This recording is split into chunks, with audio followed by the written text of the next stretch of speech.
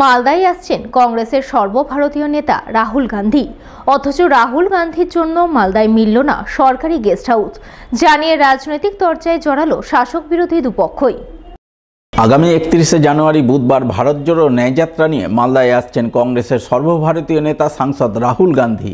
তাই রাহুল গান্ধীর আগমনকে ঘিরে জোরদার প্রস্তুতি শুরু করেছে জেলা কংগ্রেস। উল্লেখ্য, আগামী বুধবার রাহুল গান্ধী ভারত জোড়ো ন্যায়যাত্রা নিয়ে কাটিহার লাভা রোড হয়ে মালদার হরিশ্চন্দ্রপুরে প্রবেশ করবেন। এরপর তিনি বাংলা বিহার সীমান্তবর্তী মোহরাপাড়া থেকে শুরু করে খোপাকাটি তেলজান্না হয়ে ভালুকায় পৌঁছবেন। তাই রাহুল গান্ধীকে স্বাগত জানাতে হরিশ্চন্দ্রপুরের সাদলি গ্রাম পঞ্চায়েতের মোহরাপাড়া এলাকায় চলছে জোরদার প্রস্তুতি। 31শে জানুয়ারি জাতীয় কংগ্রেসের নেতা সারা ভারতবর্ষে অন্যায়ের বিরুদ্ধে, জাতপাতের বিরুদ্ধে, লুটের বিরুদ্ধে লড়াই করছেন। 31শে জানুয়ারি উনি মহারাপাড়ায় আসছেন। তার জন্য আমরা মালদা জেলার সর্বস্তরের কংগ্রেস লিডার থেকে শুরু করে, কর্মী থেকে শুরু করে সর্বস্তরের মানুষ রাহুল গান্ধীকে একবার চোখে আমরা দেখতে চাই এবং তার জন্য প্রচার পাবলিসিটি আমাদের চলছে জোর কদমে।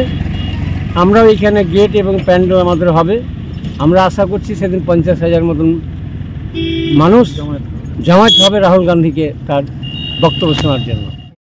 আগামী 31শে জানুয়ারি সর্বভারতীয় কংগ্রেস নেতা রাহুল গান্ধী মালদায় প্রবেশ করে হরিশ্চন্দ্রপুরের ভালুকা গেস্ট হাউসে মধ্যাহ্নভোজ করার কথা ছিল।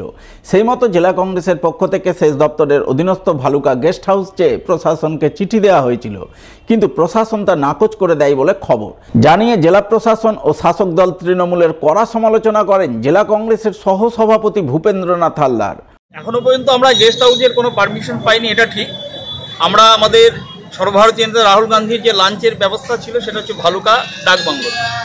আমরা যথারীতি আবেদনও করেছিলাম। আবেদনের ভিত্তিতে আমরা বারবার চেষ্টা করেছি ইরিগেশন মহানন্দা এমবেন্ডমেন্টের, এমনকি সেক্রেটারির সঙ্গে কথা হয়েছিল। সেক্রেটারি সাহেব বলেছেন একটাই কথা, যে আমরা পরে জানাচ্ছি। এখনও পর্যন্ত জানাইনি। আমরা জানি না কেন আমরা এই গেস্ট হাউসটা পাচ্ছি না। এরকম একটা দোদুল্যমান অবস্থায় তার বিকল্পও আমরা দেখছি, যাতে আমরা আমাদের যে কর্মসূচি সেই কর্মসূচি সফল করা যায়। আমরা সরকারি গেস্ট হাউস যেগুলো সেগুলোর জন্য আবেদন করেছিলাম। আমরা শুনতে পেলাম মাননীয় মুখ্যমন্ত্রী এখানে মালদায় সভা করতে আসছেন, সমস্ত গেস্ট হাউস তারা দখলে নিয়ে নিয়েছে। এই অবস্থায় আমরা আমাদের সাধ্যমতো আমরা কাজ করে যাচ্ছি। আমরা আমাদের এলাকার মানুষজন, জনগণ, মালদাবাসী আমাদের সাথে আছে। তার জন্য আমরা মনে করি সর্বতোভাবে মানুষের সহযোগিতা আমরা পাবো। এই সহযোগিতা নিয়ে আমাদের কর্মসূচি আমরা সফল করব। যদিও জেলা তৃণমূলের সহসভাপতি বাবলা সরকারের দাবি, বিভিন্ন মেলার কারণে সরকারি গেস্ট হাউসগুলি সরকারি আধিকারিকদের থাকার জন্য বুক করে রাখা হয়েছে। সেই কারণে কংগ্রেস নেতৃত্ব হঠাৎ করে গেস্ট হাউস চায়, প্রশাসন তা দিতে পারেনি। আপনারা জানেন আগামী ফেব্রুয়ারি মাসে উচ্চ মাধ্যমিক পরীক্ষার জন্য রাজ্য সরকার মানুষের বিভিন্ন প্রকল্পের যে মেলাগুলো করে, তার জানুয়ারি মাস ধরেই সেই মেলাগুলো হচ্ছে এবং এই কারণেই সেই সব দপ্তরের আধিকারিক থেকে শুরু করে মন্ত্রীরা জেলার বিভিন্ন প্রান্তে তারা বিভিন্ন মেলা উপস্থিত থাকে বলে রাজ্য সরকারের বিভিন্ন গেস্ট হাউসগুলো ইতিমধ্যেই সরকার বুক করে রেখেছেন মন্ত্রী বা আধিকারিকের জন্য। হঠাৎ করে আজকে রাহুল গান্ধী আসবে বলে ঘুম ভেঙেছে কংগ্রেসের, আর বলবে গেস্ট হাউস আমাকে দাও। বুক করা গেস্ট হাউস পূর্ব পরিকল্পনা থাকার জন্যই রাজ্য সরকার এই গেস্ট হাউসগুলো বুক করে রাখার জন্য আজকে কোনো কারণে তারা পাচ্ছে না। তাই হঠাৎ করে বলবে যে তৃণমূল কংগ্রেস দিচ্ছে না, সরকার দিচ্ছে না, এইসব অভিযোগ এবং এইসব কথা বলে মানুষের মন ভেজাতে পারবে না কংগ্রেস দল। মালদায় রাহুল গান্ধীর আগমনকে ঘিরে রাস্তার দুধারে লাগানো কংগ্রেসের দলীয় পতাকা খুলে ফেলল কেউ বা কারা। সোমবার সকালে এমনই ঘটনা নজরে এলো পুরাতন মালদার শাহপুর সেতুমোড় এলাকায়, যাকে কেন্দ্র করে জোর চাঞ্চল্য তৈরি হলো এলাকায়। খবর পেয়েই ঘটনাস্থলে ছুটে গেলেন জেলা কংগ্রেস ও পুরাতন মালদা ব্লক কংগ্রেসের একাধিক নেতা। তারা পুনরায় কর্মীদের নিয়ে খুলে ফেলা দলীয় পতাকার জায়গায় নতুন করে পতাকা লাগান এবং গোটা ঘটনায় চরম ধিক্কার বর্ষণ করেন জেলা কংগ্রেসের সহসভাপতি ভূপেন্দ্রনাথ হালদার। আমাদের শাহপুর সেতুমোড়, এই সেতুমোড়ে গতকাল রাত্রি আমাদের কর্মী লিডাররা আমাদের জাতীয় কংগ্রেসের ফ্ল্যাগ লাগানো হয়েছিল আমাদের কর্মসূচির জন্য, রাহুল গান্ধীর কর্মসূচি। আমরা সকালবেলা দেখতে পাচ্ছি যে সেই ফ্ল্যাগগুলো একটাও নেই। সমস্ত ফ্ল্যাগ খুলে নেওয়া হয়েছে, একটাও আমাদের জাতীয় কংগ্রেসের ফ্ল্যাগ নেই।